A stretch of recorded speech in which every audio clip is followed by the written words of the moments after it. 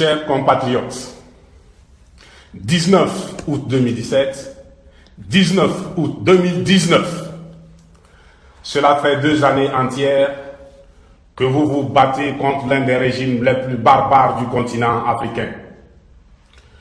Le flambeau des années 1990 venait d'être rallumé sur le territoire national et partout dans la diaspora.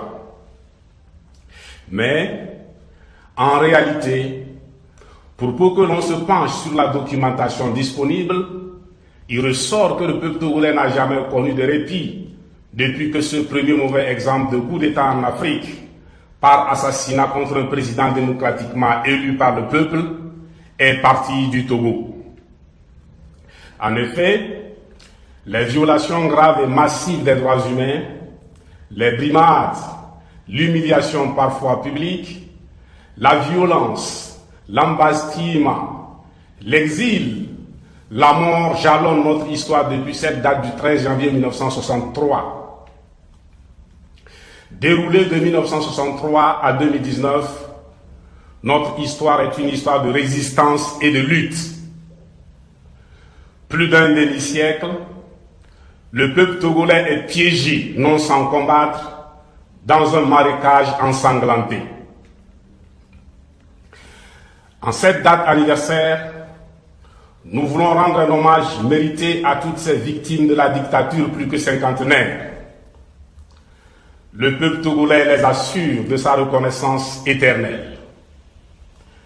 Notre soutien toujours renouvelé va à l'endroit des détenus des manifestations pacifiques et à tous les détenus politiques. Par la lutte à pied de prière, à un jour certainement proche, la clé des prisons va changer de détenteur. Jetant le regard sur le chemin parcouru au cours de ces 2 dernières années de lutte, en considérant les moyens humains, financiers, matériels mis en œuvre par le régime pour paralyser le peuple et anéantir la lutte, nous ne pouvons nous empêcher d'exprimer notre fierté d'appartenance à ce peuple épris de liberté et de justice. Oui, le peuple togolais confirme sa part d'héritage culturel du peuple africain, amoureux depuis des millénaires de la justice-vérité, sous les ailes de la matte inférée de l'ordre de l'univers. Depuis 1990, le régime n'a rien entrepris d'autre que de s'opposer par tous les moyens à l'alternance politique au sommet de l'État. Il faut à tout prix conserver le pouvoir au sein de la famille Gnassingbé. Ainsi, forcé par le peuple à abandonner le système de parti unique pour le multipartisme, le régime a toujours cherché à nous imposer un système voisin, le système de partis dominants. Dans ce système, autour du RPT Unir, parti-État, gravitent, tel dans un folklore bien orchestré, des partis d'opposition créés, cooptés, acceptés ou tolérés par le régime. C'est du bout des lèvres, presque la mort dans l'âme, que le régime a accepté la Constitution du 14 octobre 1992. Cette Constitution venait ruiner leur projet de monarchisation de la vie politique dans notre pays. C'est pourquoi les tenants du système, sans lésiner sur les moyens, vont s'employer nuit et jour à la vider de sa substance et à la dénaturer. La mort dans l'âme, le régime accepte les élections. Ils ont dit élections. Eh bien, ils auront les élections. À partir de là, le régime va utiliser les élections comme une arme redoutable d'extermination, une guillotine contre les partis politiques de l'opposition. Les élections vont aussi être utilisées comme un moyen pour saper le moral des citoyens afin de les désintéresser, les détourner pour ainsi dire de la chose politique qui reviendra exclusivement à la minorité. Celle-ci pourra se targuer d'être l'élite politique du pays. Cette noblesse est appelée à gouverner de père en fils jusqu'à l'extrémité temporelle que pourra atteindre son désir de pouvoir pour le pouvoir. De 1990 à ce jour, les tenants du régime ne se sont jamais départis de l'idée d'assurer le pouvoir à vie à la famille et à l'humain. Au-delà des acteurs visibles, il y a des acteurs cachés pour qui l'alternance est une question de vie ou de mort. La minorité est décidée, coûte que coûte, à garder tous ces privilèges qui lui garantissent son niveau de vie et son arrogance vis-à-vis du peuple. Dans ces conditions, que faire? À cette question, notre réponse n'a jamais connu de variation quelconque. Elle reste la même. Tout le monde sort.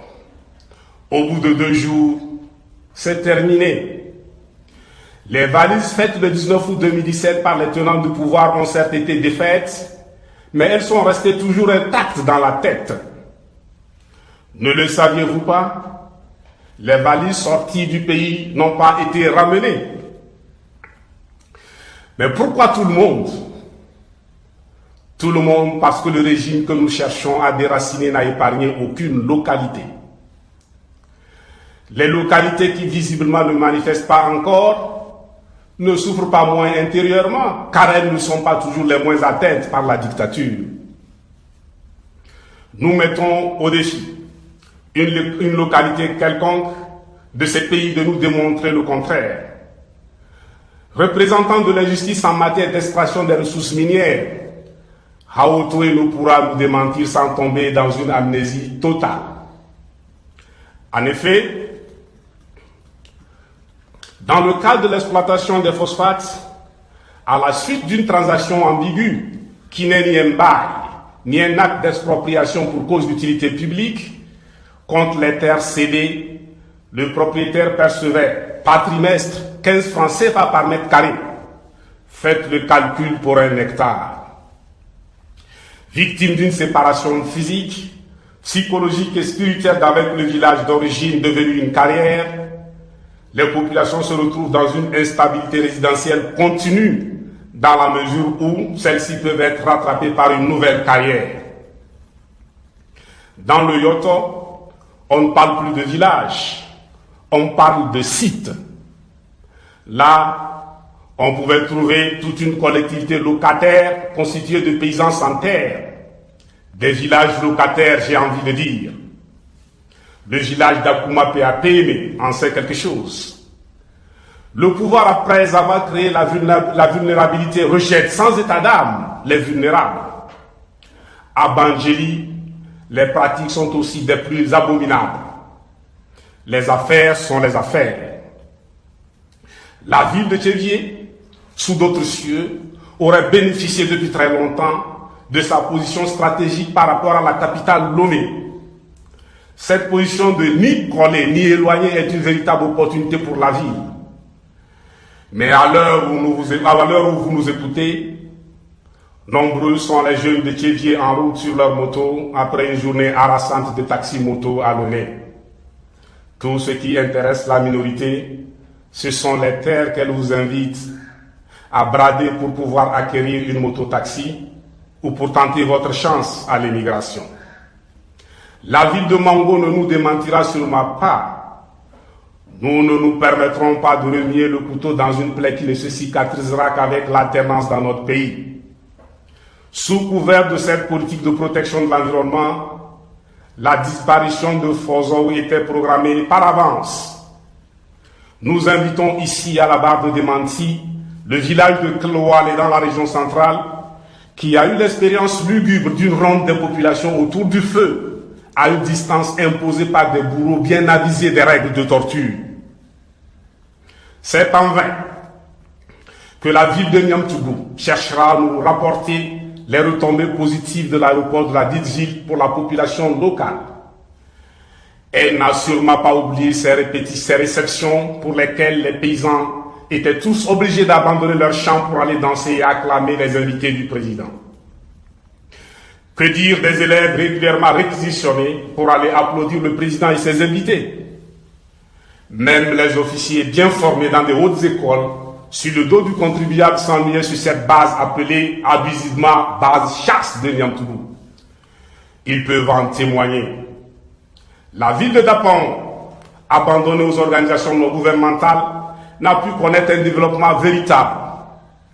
Pourtant, les habitants sont connus pour être des femmes et des hommes laborieux. Nous continuons à nous interroger sur le vrai bénéficiaire du recrutement massif de jeunes à Kara pour l'armée togolaise. L'armée togolaise, un travail pour les travailleurs ou un travail pour le président? La question mérite d'être posée. Au regard du salaire, des conditions de vie et de travail, faites de privation de vie privée et de loisirs, nous sommes tentés d'affirmer que le vrai bénéficiaire de ces recrutements des bras valides et des cerveaux à Kara, c'est le président. Vous n'avez qu'à vous pencher sur la vie d'un militaire en service et à la retraite, que laisse un militaire après sa mort. La vraie tristesse du sort d'un militaire, c'est quand celui-ci décède en étant en service. Ces jeunes volontaires s'engagent pour leur pays, mais ils sont mis au service d'une personne, le président.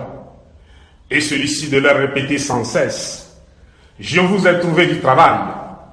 Sans moi, vous n'auriez jamais trouvé du travail dans ce pays.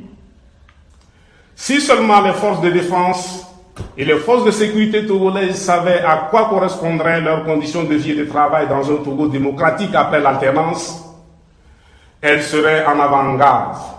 Elles prendraient la tête de la lutte contre le 4e mandat de Faure en 2020. Elles exigeraient même son départ immédiat. Qu'est devenue la ville d'Améron, première capitale de notre pays abandonnée et menacée de disparition par l'océan Atlantique? Que dire de la ville de Palimé, un berceau abandonné par un enfant ingrat du RPT UNIR? Dans les villes comme Mango, Bassar, Sokodé et Atakwame, les bâtiments publics se résument aux bâtiments coloniaux. Ces villes, comme tant d'autres, qu'il serait trop fastidieux de citer ici, n'oseraient pas se présenter à la barre de démenti. Pendant longtemps, des Togolais ont pris Pia pour Yamoussoukro. Il est vrai que vous avez une copie conforme de Bagdolité à Kara, mais Pia n'est pas Yamoussoukro. La révolte de chacun de nous est parfois à la hauteur de sa connaissance du pays. Quant à la ville de Lomé, celle-ci doit son développement au port autonome, en eau profonde et au grand marché d'Adaoulato. Mais où vont les recettes du port autonome de Lomé? Qu'est devenu aujourd'hui le marché des célèbres nanabèges de Lomé? Toutes les localités parcourues dans le cadre du retour triomphal sont aujourd'hui des localités sinistrées sur tous les plans. À l'époque, le peuple, dans son écrasante majorité, ne pouvait pas comprendre que le triomphe était un triomphe individuel, puisque la CTMB, nationalisée, était plutôt privatisée entre les mains d'un seul homme et sa famille, le miraculé de Sarakawa. Chaque ville du pays a son ou ses bourreaux bien identifiés. Morts ou encore vivants, ces bourreaux du régime sont bien connus des populations. Ils ne sont pas inquiétés.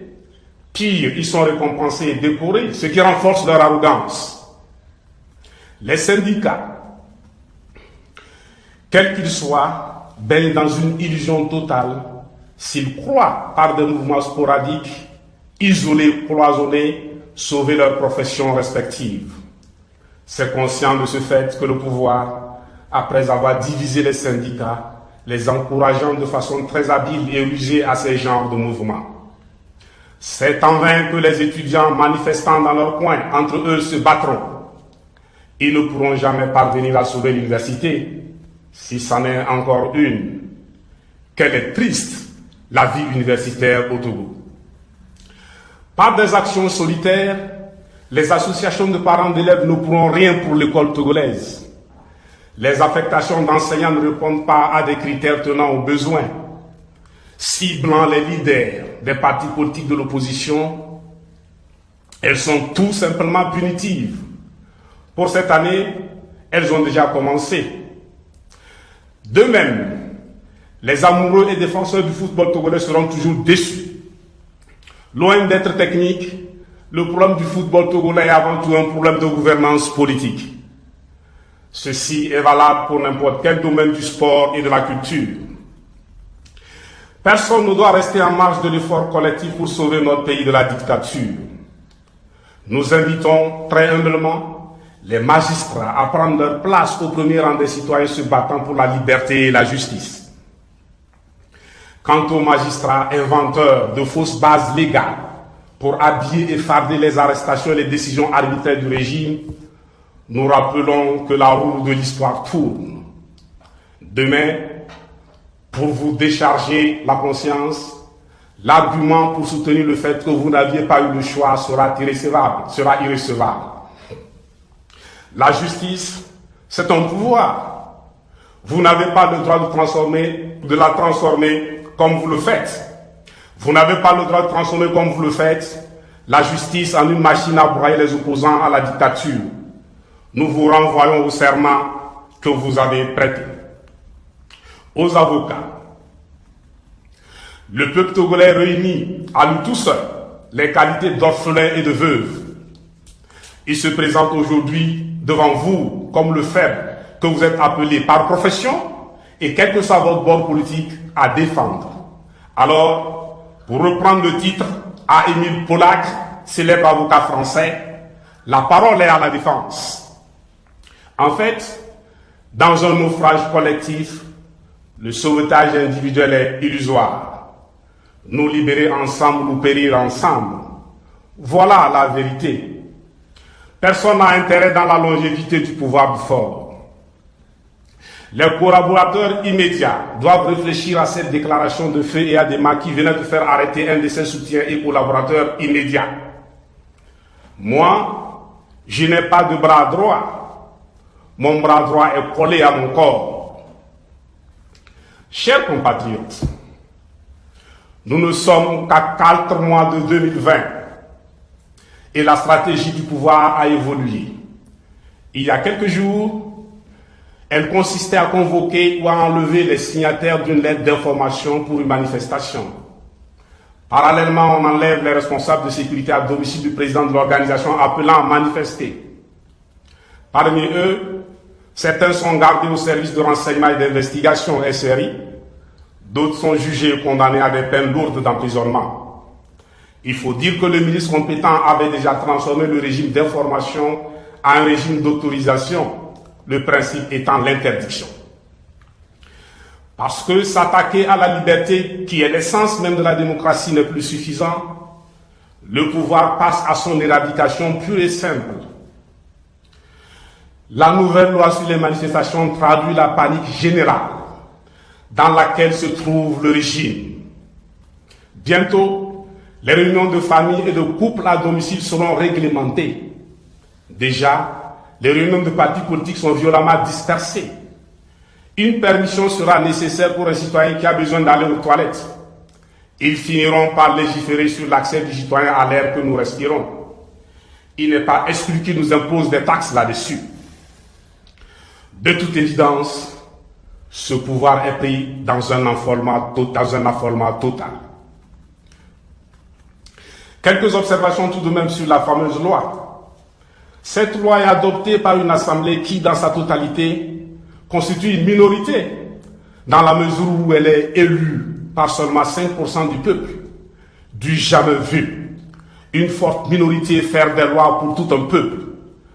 L'Assemblée n'a pas résisté à la tentation trop forte de se venger contre les 95% du peuple abstentionniste. À la question qui est son véritable mandat, l'Assemblée vient de confirmer, c'est fort. Les députés travaillent pour un homme et contre le peuple. Suivant les conditions édictées, cette loi n'est rien d'autre qu'une loi contre les manifestations publiques. C'est une loi anticonstitutionnelle. Cependant, une bonne nouvelle pour le peuple en lutte. Désormais, nous sommes déliés de l'obligation des formalités administratives. Nous ne voyons pas comment utiliser les dispositions d'une loi contre les manifestations pour organiser des manifestations. Alors, plus de lettres d'information. Le pouvoir a pris le risque de se priver d'interlocuteurs en cas de manifestation. Pour nous, un seul point de rassemblement veut dire pas du tout de point de rassemblement fixe. Tout point du territoire national tient lieu de point de rassemblement. Pour nous, un seul point de chute veut dire pas du tout de point de chute fixe. La multiplication à l'infini de points de chute s'impose. pendant que Faure lui-même refuse de respecter les lois naturelles que sont la liberté et l'alternance, il veut nous imposer des lois contre nature. Se soumettre à une telle loi revient à se prêter à un exercice de canalisation du bétail dans un couloir aménagé pour la transhumance. Si le pouvoir impose un seul point de départ et un seul point de chute, c'est qu'il a bien l'intention de transformer ces deux points en un enfer pour les manifestants qui quitteront l'enclos, point de rassemblement, pour l'abattoir, point de chute. Nous sommes bien là dans leur vocabulaire. L'objectif est d'amener les Togolais à un dégoût total des manifestations publiques afin qu'ils renoncent définitivement. Pour toutes ces raisons, sont toutes pertinentes, personne ne respectera cette loi. Je dis bien personne. Désormais, vous n'avez même plus besoin de messages pour sortir chasser ce régime. Un pays où, même par la loi, le pouvoir menace le peuple est une dictature, tandis qu'un pays où le pouvoir est sous la menace du peuple est une démocratie. La dictature n'est pas une forme de gouvernement des hommes. Elle doit être combattue. Pourquoi alors l'être humain est-il doté du libre arbitre? Dans leur entendement, les lois servent de chaîne aux pieds et de joug au cou du peuple. Les lois ne sont pas faites pour eux, elles sont faites pour nous, faites pour paralyser et immobiliser le peuple. Les lois au Togo servent d'appui-tête pour le sommeil paisible et tranquille de la minorité. C'est pourquoi, après avoir voté cette loi déshumanisante pour nous, ils se sont donné des vacances de 2 semaines. Le président leur a dit « Allez faire la fête. Moi aussi, je m'en vais. Et bonne fête !» Chers compatriotes et peuple en lutte, par-dessus tout ce que l'on peut dire, il est question de mandat. Justement, un mandat présidentiel a un début et une fin, sans tacite reconduction. Et chaque fin de mandat est une chance, une opportunité pour le peuple de changer, même dans les États démocratiques. Nous nous acheminons lentement mais sûrement vers la fin du mandat actuel de Faure Gnassingbé. Le monde entier est dans l'attente d'une fulguration volcanique qui éclairera la sous-région et l'Afrique entière. L'année 2020 est l'année de la décision finale. Si à partir de 2020, le président de la République togolaise se nomme encore Gnassingbé, la curiosité politique sur notre pays portera désormais à la fois sur le régime et sur le peuple. Pendant que le monde va se demander quel est ce régime, il ne pourra s'empêcher de s'écrier « Mais quel est ce peuple ?» Serons-nous justifiés par la force brute du pouvoir en face? Je n'en sais rien. Ce que je sais est que nous n'avons pas de choix, car il n'y a que la liberté pour étancher la soif d'un combattant pour la liberté. Nous devons reconquérir notre liberté. Dans la perspective de 2020, force à me remettre le slogan « Si ce que je fais est mauvais, que le peuple me barre la route. Mais si ce que je fais est bon, alors qu'il me laisse continuer. » La décision appartient donc au peuple. Mais le président est parfaitement conscient, puisqu'il a eu à déclarer que pour faire progresser la démocratie en Afrique, il faut au plus 3 mandats. Malgré la sérénité forcée et apparente, Faure et son régime redoutent la réaction du peuple togolais. Faure Gnassingbé est un homme qui est en train de tenter sa chance. Il dit s'en remettre à son parti parce qu'il sait très bien que la tête unir, c'est lui. La sagesse nous enseigne que les bonnes décisions, parce qu'elles sont prises en accord avec le cœur et motivées par l'intérêt général, libèrent et mettent à l'aise ceux qui les prennent, tandis que les mauvaises décisions enchaînent leurs auteurs. Dans la situation de notre pays, les bonnes décisions sont dans le sens suivant. Retour de l'armée dans les casernes, libération des détenus des manifestations pacifiques et de tous les détenus politiques, arrêt des atteintes aux libertés et garantie de sécurité pour tous, ouverture d'une transition sans Faure Gnassingbé pour la réalisation des réformes, organisation des élections présidentielles, législatives et locales. Pour le reste, là où un homme se trouve dans l'incapacité absolue de pardonner, un peuple est tout à fait à l'aise pour le faire. Ceux qui se battent pour la liberté et la justice ne peuvent avoir pour programme la vengeance. Le moment venu, le peuple vainqueur mettra en mouvement le pardon dont nous avons hérité de la mythologie osirienne. L'affolement actuel du pouvoir, qui explique l'inflation législative, précède la débâcle, la débandade dans les rangs de la minorité et l'effondrement total du système. Mais, contrairement à ce que pourraient penser les tenants du régime, l'horizon 2020 n'est pas un horizon de violence, de feu, de sang, de malheur ou de larmes. L'horizon 2020 est certes un lieu de rupture, mais il est surtout un lieu de maturation, de régénérescence totale, de renaissance, de retrouvailles avec la liberté et la justice, un lieu de joie retrouvée, de réconciliation, un nouveau départ de dos définitivement tourné à la dictature qui a fait tant de mal à notre pays. L'horizon 2020 est aussi un horizon du grand pardon entre filles et fils du Togo. Mais tout ceci dépendra de l'attitude de la minorité. Peuple togolais, ton destin est entre tes mains. Tu n'as que quelques mois pour prouver à la face du monde que tu n'es pas un agrégat d'individus sans lien. Sur la base d'un seul parti politique, un seul syndicat, une seule association, c'est-à-dire le Togo, préparons-nous et intensifions la mobilisation. Notre deuxième indépendance, l'indépendance définitive, c'est pour bientôt, au plus tard en avril 2020. Non au quatrième mandat de fort, non au quatrième mandat de fort, non au quatrième mandat de fort. Je vous remercie.